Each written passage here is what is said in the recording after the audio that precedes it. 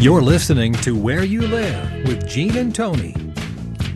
That's right, you are. And Tony's broadcasting live from the Concierge Landscape Studios. I am broadcasting from the Extreme Exteriors mobile unit, powered by Skype. And if you're just joining us, we're talking about this legislation that was passed in Connecticut.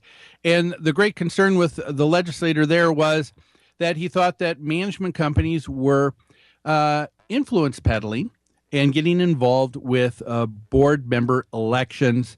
So there needed to be a law written to prohibit any kind of action. But as we were talking about, it even went as far to say that proxies could not even be collected by a management company, which is a normal procedure that the board requires and kind of leans upon the management company to do so that they don't have to do that work. You know, what's interesting in reviewing this legislation, that piece that they wrote the news article about management companies having undue influence on board elections is just a small part of this legislation. I think there's more important things, actually, in this legislation that make sense, but are maybe not so romantic or sexy as that one section. The legislation also says that management services have to be in a written contract.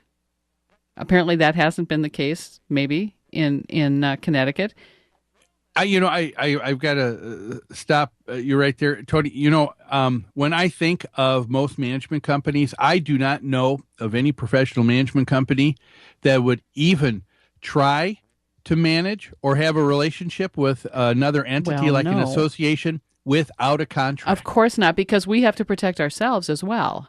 Right? So we want to have it very clear the services we're providing and what the expectations are from the association. Another item in here is that the managing agent shall not issue a check on behalf of the association or transfer monies exceeding a specified amount without the written approval of an officer. Okay, that's very sound practices and should be in a written contract. It is sound, but let me also point out it is also, I guess it's not necessary because that has to be done in order for the management company to be able to act. If you think about it, when we take on a new client, we don't have access to their funds or their finances. No. They do. They have to make a point of re-signing bank documents, and we have to have signatures allowing us as the management company to be able to handle their funds. So that already takes place because no bank will allow a management company just to immediately handle someone's funds if they have nothing in writing stating that they have that permission. That's right. And the reason we are given the authority to handle funds is so that we can transfer funds from a savings account, for example, to an operating account so bills can be paid. That's another service management provides through a board is we cut their checks and pay their bills. For a large homeowners association, that's a big task every month, isn't it? Yeah. And it's so here you have an example, as you've been mentioning, several different things you've listed here, and you got to ask yourself, does any of this have anything to do with board elections? No, it doesn't. That's why I think it's interesting that they pulled that one paragraph, because I do think it was more sexy and more interesting to the public, and they could write a better, more alarming story about that topic than about these very practical steps. Yeah.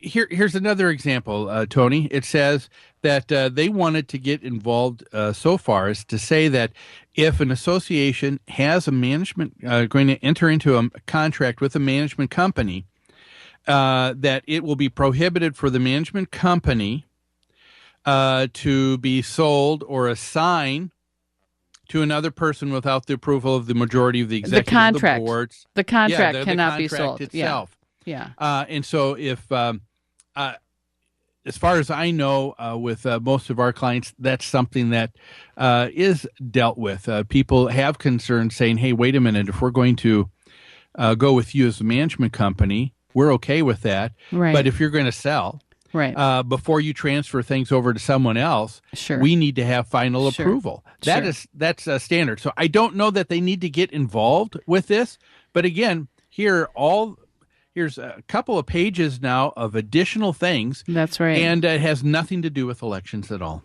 No, it doesn't. There's a final clause in this legislation that I think is interesting.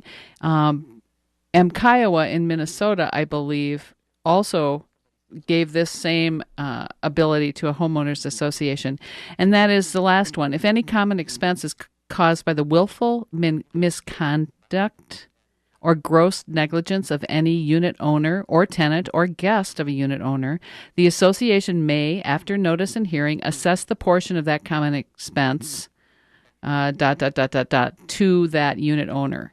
So that's legislation that was part of Kiowa as well, is that if one unit owner causes a problem or causes damage, the association can assess the cost of that to that unit owner, is basically what it gets down to. So that you got to ask yourself the question: was there a lot of court actions taking place, lawsuits where someone was responsible for something and they were getting away with it and not being able to have this assigned? I would say probably not. Well, except old documents in our state did not allow associations to specifically take an expense and assign it to one owner, is my understanding. It had to be shared by everyone, didn't it? In some cases? I really don't think so. One of the things that I'm seeing is when we have some of the updates that we've had, at least in Minnesota with Kiowa, and that has been it's always been a further defining of what should be considered common sense. And I see. For the life of me, I don't know that anybody, a legislator, anybody could create something, a perfect world where everybody's going to be able to relate to one another.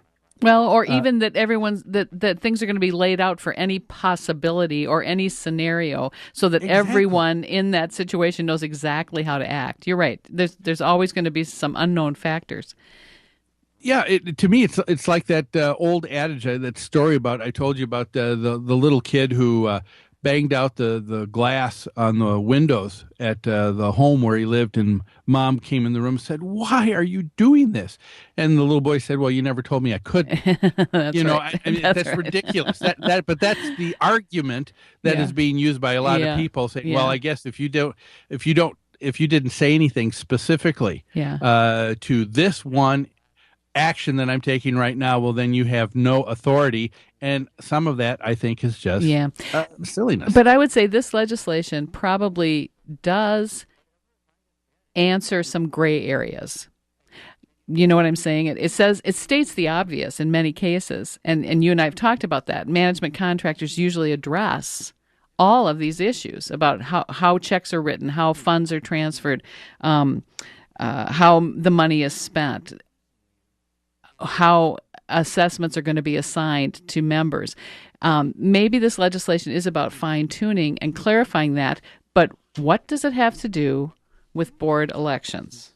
And the bottom line is the key writer of this piece of legislation, he was the one that went forward and stated from the very beginning that this legislation will remove any unhealthy influence on the democratic process, period. That's all he talked about. Right.